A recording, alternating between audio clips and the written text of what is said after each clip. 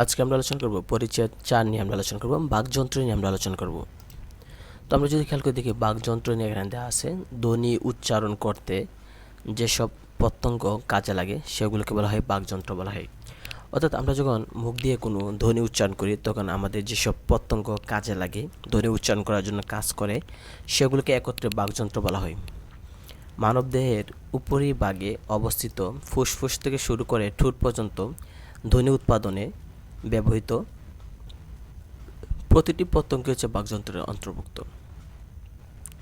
অর্থাৎ আমরা যদি খেয়াল করে দেখি যে আমরা ধ্বনি উচ্চারণ করতে যেসব প্রত্যঙ্গ কাজে লাগে সেগুলো হচ্ছে বাকযন্ত্র। এর মধ্যে হচ্ছে আপনার বাকযন্ত্রে আমরা যদি খেয়াল করে দেখি সেটা হচ্ছে মানবদেহের উপরিভাগে অবস্থিত ফুসফুস থেকে শুরু করে ঠোঁট পর্যন্ত যতগুলো অঙ্গ প্রত্যঙ্গ আছে সবগুলো বাকযন্ত্রের অন্তর্ভুক্ত, কারণ এগুলো আমাদের ধ্বনি উচ্চারণ করতে কাজে লাগে। তো আমরা যদি খেয়াল করে দেখি এখানে দেওয়া আছে যে নাসিকা গহ্বর দেওয়া আছে, দন্ত মূল দেওয়া আছে, শক্ত তালু দেওয়া আছে, কোমল তালু দেওয়া আছে, আলজিভ, গলবিলীয় গহ্বর, অধিজিহ্বা, স্বরযন্ত্র, খাদ্যনালী দেওয়া আছে, শ্বাসনালী একটা দেওয়া আছে। তো মুখ গহ্বর দেওয়া আছে, নিচের চোয়াল, উপরের চোয়াল আছে, জিভ, উষ্ঠ, দাঁত, নাসারন্ধ্র এগুলো দেওয়া আছে। এই যে এখানে একটা দেওয়া আছে এই স্বরযন্ত্র যেটা বলে ভোকাল কর্ড, এই যে এটা এখানে যে ছোট একটা আছে ওইটাকে বলা হয় স্বরযন্ত্র বলা হয় এটাকে। তাহলে আমরা নিচের দিকে দেখি যদি, তাহলে দেওয়া আছে ফুসফুস দেওয়া আছে যে ধ্বনি সৃষ্টিকারী বায়ু প্রবাহের উৎস হচ্ছে ফুসফুস। অর্থাৎ ফুসফুস হচ্ছে যে একটা বাতাসের থলি যেটার মধ্যে আমরা যখন ধ্বনি উচ্চারণ করি তখন বায়ু প্রবাহের উৎস হিসেবে কাজ করে। ফুসফুস সাধারণত শ্বাস গ্রহণ থেকে সাহায্য করে, মূলত শ্বাস ত্যাগের মাধ্যমে ধ্বনি উৎপন্ন করে। শ্বাসনালী দেওয়া আছে, শ্বাসনালী হচ্ছে আমরা যে দেখলাম যে শ্বাসনালী একটা দেওয়া আছে, শ্বাসনালী একটা এখানে দেওয়া আছে, আর একটা খাদ্যনালী একটা দেওয়া আছে, দুই ধরনের। তো এখানে দেওয়া আছে যে ফুসফুস থেকে বাতাস শ্বাসনালী হয়ে মুখ বিবর ও নাসারন্ধ্র দিয়ে বের হয়ে আসে সেটা। তাহলে পরে আসতে পারে যে ফুসফুস থেকে বাতাস মুখ বিবর ও নাসারন্ধ্র দিয়ে বেরিয়ে আসে কোনটার মাধ্যমে, সেটা হচ্ছে কি শ্বাসনালী। তো আমরা নিচের দিকে যাইতে দেওয়া আছে স্বরযন্ত্র দেওয়া আছে যে শ্বাসনালীর উপরের অংশে স্বরযন্ত্রের অবস্থান। শ্বাসনালীর উপরের অংশে যে স্বরযন্ত্রটা সেটা আমরা দেখলাম যে ছোটো একটা ভোকাল কোড, সেটাকে বলা হয় স্বরযন্ত্র বলা হয় এটা। তাহলে মেরুদণ্ডের 4, 5 ও 6 নং অস্থির পাশে থাকা এই অংশটি নলের মতো কাজ করে, বাতাস স্বরযন্ত্রের মধ্য দিয়ে বেরিয়ে আসে বলে ধ্বনি সৃষ্টি হয়, সেটা একটা। আর অধিজিহ্বা, স্বরযন্ত্র, ধ্বনি দ্বার এগুলো স্বরযন্ত্রের অংশ। তারপর দেখেন জীব আছে যে মুখ বিবরের নিচের অংশে জীবের অবস্থান। তাহলে আমরা পরীক্ষা আসতে পারি যে মুখ বিবরের নিচের অংশে কিসের অবস্থান বা কোনটির অবস্থান, সেটা বলে জীব হবে।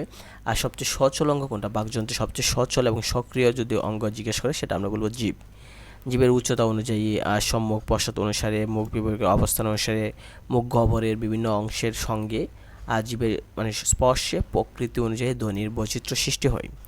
আলজিভ দেওয়া আছে যে মুখ গহ্বরের মুখের ভিতরে যে গর্তের ভিতরে দেখবেন যে কোমল তালুর পেছনে ঝুলন্ত একটা মাংসপিণ্ডের নাম হচ্ছে আলজিভ।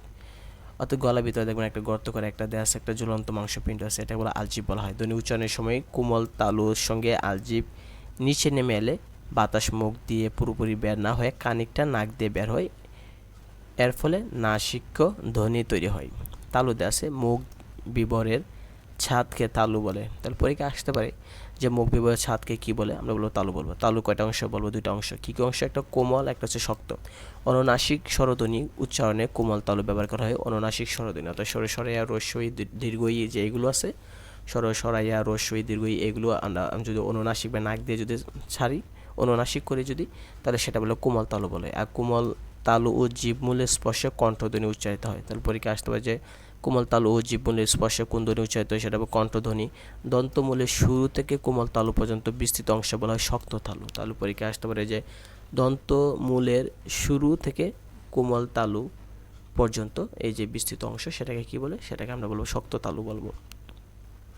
তারপর দেখেন মুর্দা আছে যে শক্ত তালু উপরের পাটি দাঁতের মধ্যবর্তী উত্তল অংশকে বলা হয় মুর্দা বলা হয়। তাহলে শক্ত তালু আর উপরের পাটি দাঁতের মধ্যবর্তী অংশকে উত্তল অংশকে কি বলে, সেটা বলে মুর্দা। কোনো কোনো ব্যঞ্জন ধ্বনি উচ্চারণের সময় জীব মুর্দাকে স্পর্শ করে। তাহলে কোনো কোনো ব্যঞ্জন ধ্বনি যখন আমরা উচ্চারণ করি তখন জীব কী করে, মুর্দাকে স্পর্শ করে। দন্তমূল ও দন্ত আছে, দাঁতের গুড়ার নাম হচ্ছে দন্তমূল, অর্থাৎ দাঁতের যে গুড়া আছে সেটাকে বলে দন্ত, মানে দাঁতের মূল। উপরের পাটির দন্তমূল এবং দাঁতের সঙ্গে জীবের স্পর্শে বেশ কিছু ধ্বনির সৃষ্টি হয়। উষ্ঠদে আছে, উষ্ঠ মানে হচ্ছে ঠোঁট, যেটা আমরা বলবো যে বাক পতঙ্গের সবচেয়ে বাইরের অংশ কোনটা, উত্তর হবে উষ্ঠ বা ঠোঁট। উষ্ঠের মধ্যকার ফাঁকের কম বেশি ভিত্তিতে স্বরধ্বনিকে সংবৃত বিবৃত এই ভাগে ভাগ করা হয়েছে, দুই ভাগে ভাগ করছে। তাহলে পরীক্ষা আসতে পারে যে সংবৃত এবং বিবৃত এই দুই ভাগে ভাগ করছে কিসের কারণে, সেটা হচ্ছে উষ্ঠের কারণে। এছাড়া ব্যঞ্জনধ্বনি উচ্চারণ করতে উষ্ঠ গুরুত্বপূর্ণ ভূমিকা পালন করে। এখান থেকে নাসিকা দেওয়া আছে, মুখ গহ্বরের পাশাপাশি নাসিক বা নাকের ছিদ্র দিয়ে বাতাস বের হয়ে ধ্বনি সৃষ্টি করে, সেটা বলে নাসিকা বলা হয়। অর্থাৎ কিছু আছে, বর্ণ আছে বা কিছু ধ্বনি আছে যেগুলো আমরা যখন উচ্চারণ করব তখন বাতাস নাক দিয়ে বের হবে, সেটাকে বলে নাসিকা বলা হয়। নাসিকা মানে হচ্ছে কি আপনার নাক। তো আমরা পরবর্তীতে আমরা আলোচনা করব পরিচ্ছেদ 5 ধ্বনি ও বর্ণ নিয়ে আমরা আলোচনা করব।